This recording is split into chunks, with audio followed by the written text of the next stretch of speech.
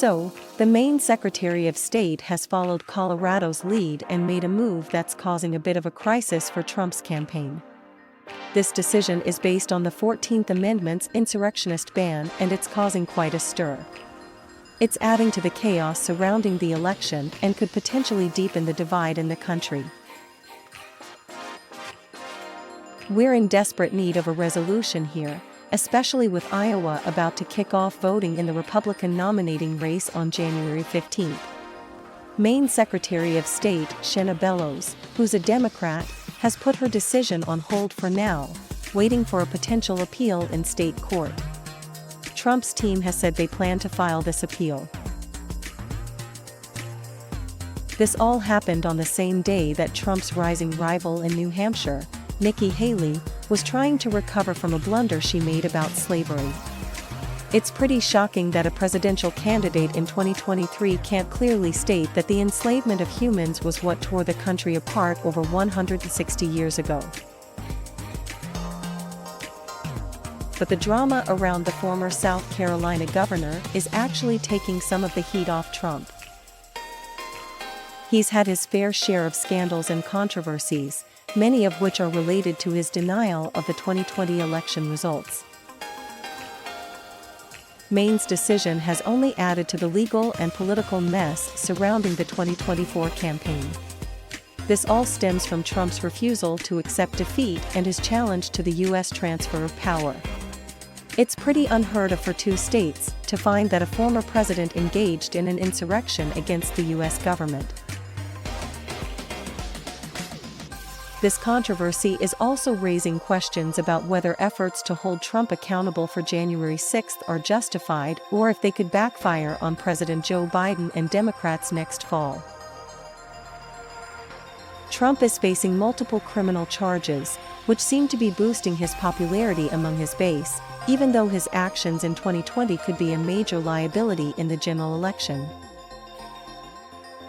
Bellows said in her decision that the circumstances were so outrageous that the Constitution left her no choice but to disqualify Trump from the ballot. Trump's team was not happy about this, with the former president demanding that the country protect the very right he tried to destroy 3 years ago, the right of voters to choose their president. Meanwhile, Nikki Haley is trying to stabilize her campaign after failing to name slavery as the cause of the U.S. Civil War. This misstep has revived criticisms that have followed her throughout her career. Her rivals are using this to argue that she's not ready for the biggest political stage. Both Haley's troubles and Trump's legal issues tell a story about the modern Republican Party. Haley's reluctance to openly discuss the historical implications of slavery seems to be an attempt to appease conservative voters. Similarly, she's been hesitant to confront Trump over his attempt to overturn U.S. democracy in 2020, likely to avoid alienating voters who believe his false claims about the election. While Haley's discomfort is far from over, Trump's legal shadow is also darkening. His campaign is taking steps to challenge his ballot disqualifications. The Republican Party in Colorado has already challenged the state Supreme Court's decision to bar him from the ballot over the 14th Amendment. In Maine, the Trump campaign said it would quickly file a case in state court to stop the atrocious decision from taking effect. But Bellows argued that she had the authority to disqualify Trump over his conduct.